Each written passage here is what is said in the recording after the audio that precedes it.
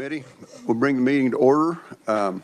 Thank you all for being here. Conferees, thank you on this Monday morning at 9 o'clock after Easter. I apologize for the timing, but we had to get it done, and the week's going to go kind of be pretty flexible the rest of the week, so we're going to get it done right now.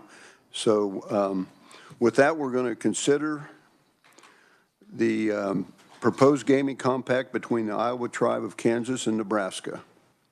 And with that, we have a review of the gaming compact from Jason. Jason, thank you. Mr. Chairman, members of the committee, I'm going to review KSA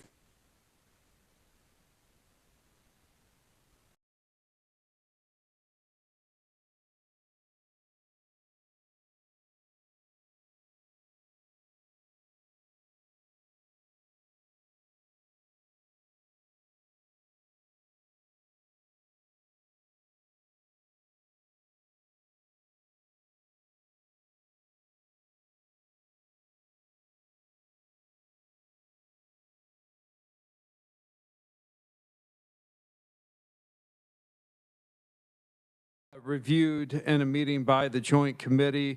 You have one of four options to take with respect to the proposed amendments. The committee can recommend changes to the governor on the actual language in the proposed amendment. You would submit those recommendations to the governor, and then the governor would continue negotiations based on those recommendations and would either bring back a revised compact or bring back the same compact with the explanation as to why amendments weren't adopted. Another option is, of course, to approve the proposed amendments to the gaming compact, and then there's a resolution approving those that would be introduced in both chambers. It's then voted upon by both chambers in a simple majority, and adoption of each of those resolutions then ratifies the proposed amendments. The committee could reject the proposed amendments. Again, a resolution is introduced in both chambers approving the gaming amendments. However, the committee's recommendation would be to reject that resolution if the committee votes to not ratify the proposed amendments. And finally, the committee could just report the resolutions out without recommendations. So resolutions would be introduced, but there would be no recommendation as to approval or rejection from the Joint Committee. That is your third option. And just as a reminder, the governor's designee and the Attorney General's designee are non-voting members of the Joint Committee. It's just the legislative members who would vote on committee action with respect to these proposed amendments to the gaming compact. With that, Mr. Chairman, I'd be happy to answer any questions as to procedure. Thank you. Committee questions of our reviser? Seeing none, very good, thank you. Next we have conferees, Justin Whitten. Justin, welcome to committee.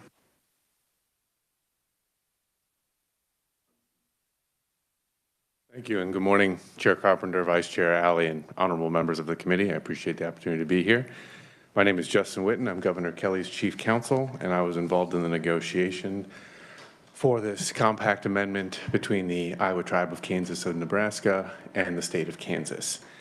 To start off, I just want to point out this amendment is the exact same in substance as the amendment that was approved by this committee last April between the Prairie Band Potawatomi Nation and the state of Kansas. The amendment consists of 10 sections, and with the committee's permission, I will just kind of go through quickly what those 10 sections do. Section 1 of the amendment, and to back up for just a second, this compact is from 1995. So that's the amendment that we're making to, is a compact from 1995 between the state and the tribe. Section 1 of the amendment provides guidance on the use of capitalized terms in interpreting the amendment. So that's just, standard contracting type language of how you should interpret it. Section 2 of the amendment is what authorizes some forms of sports wagering to take place for the tribe on their Indian lands. Kansas law previously, prior to last session, was that sports betting, sports wagering was not allowed. Legislature has changed that. So as you know, with the Prairie Band Potawatomi Nation, what we did was open up the compact so that we could strike out prohibitions on sports betting and sports wagering. So Section 2 does 4 things. First, it removes sports wagering as a prohibited form of betting. It authorizes sports betting as a form of Class 3 gaming. It contains a trigger provision that would authorize what we call remote sports wagers, which is a scenario where the bettor is in Kansas but not on the tribe or another tribe's Indian lands, to place a bet through a server located on the tribe's land. So that's a triggering provision that takes place upon a finding of expressly authorized as found by certain federal courts that are enumerated in the amendment. And then it provides clarification that an existing restriction on gaming credit shall be limited to checks, wire transfers, bank cards, and bank money machines, but that would not apply to the use of wagering accounts so long as the wagering accounts did not extend or advance funds to the account holder. Section 3 of the amendment makes changes to definitions. So it modifies the definition of the compact to make it clear that the compact now includes a compact has amended from time to time.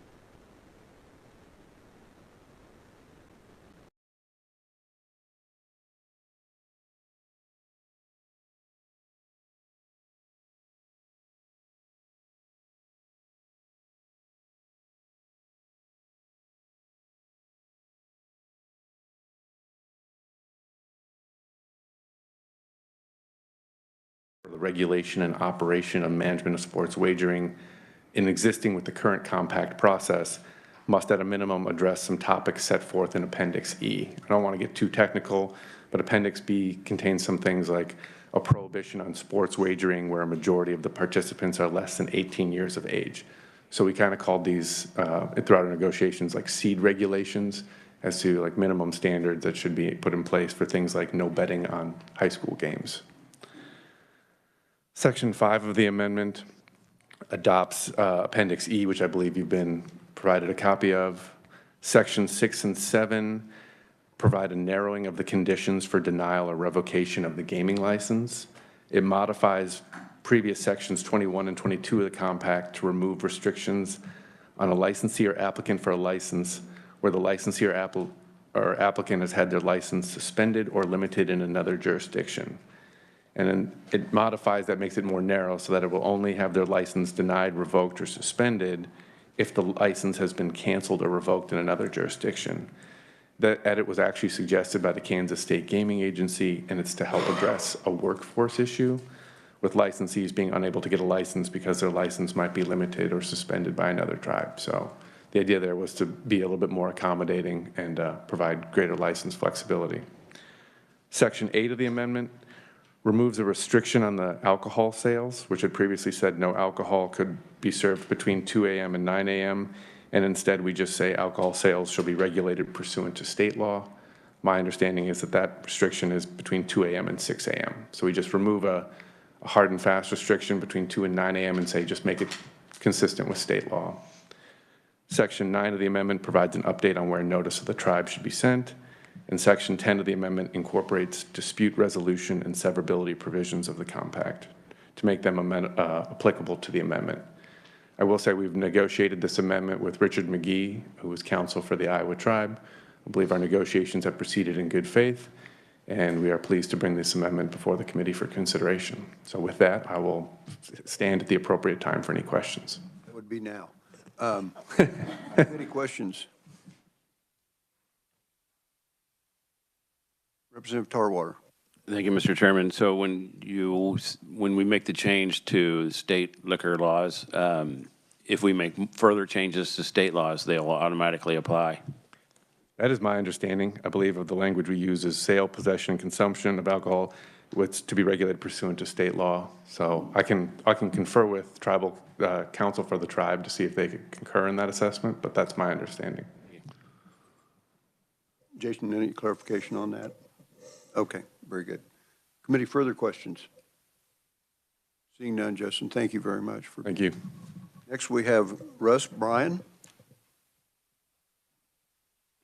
Russ, welcome to committee. Thank you, Chairman. Vice Chairman, members of the committee, it's a pleasure to be back here in front of the committee. Not a lot to say, just I think Justin kind of hit the nail on the head. This is substantively, other than changing names and dates, identical to the compact that this committee unanimously approved last year for Prairie Band. I will pick up on a couple things that were stated. Let me scroll down on my notes here real quick. I will say that the definitions for sports event, sports wagering, and all the regulations that Justin referred to, those are all taken directly from the Kansas statutes that authorized sports wagering a year ago. So that tracks identically with what state statute says currently. And then the question about alcohol, it's a little tricky, but there's federal statutes that says nobody can sell alcohol in the Indian country unless they sell that alcohol pursuant to a license that's issued by the tribe that has jurisdiction, and that ordinance has to be approved by the federal government and in compliance with state licensing requirements. And so if something was changed, it's not necessarily a licensing requirement, but we view the hours as probably a licensing requirement. And so I can't, off the top of my head, I don't know what else would change, but generally, if someone's going to sell alcohol, they'll have to have the appropriate state license as well. And with that, I'm happy to stand for questions. Committee questions. Representative, or Senator Alley, sorry. Thank you, Mr. Chair. Thank you for being here today. One of the questions that I have is the exact location of where this is going to be. Where is that? The Iowa Tribes Casino is on, I can tell you, it's off of, is it Kestrel and 330th in Brown County, right by the Tribal Administrative Complex, very, almost about a mile south of the Nebraska border. Is there a,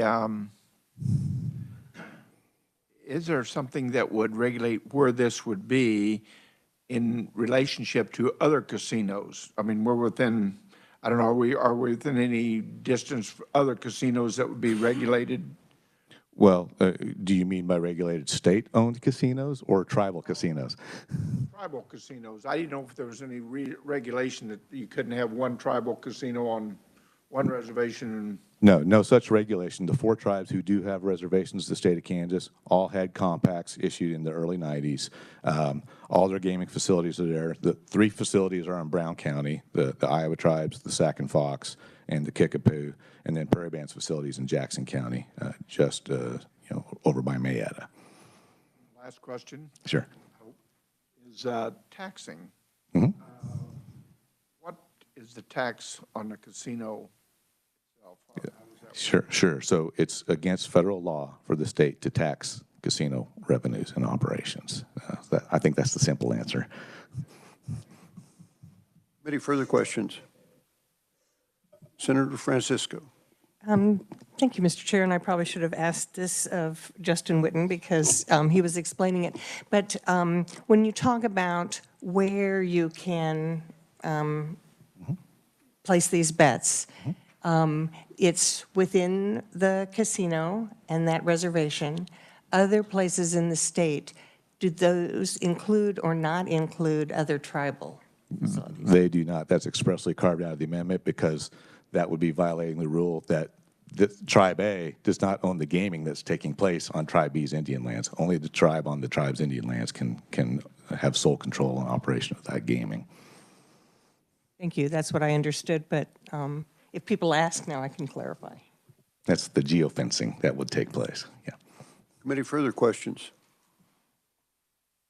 Seeing none, Russ, thank you very much. Thank you very much. Committee discussion.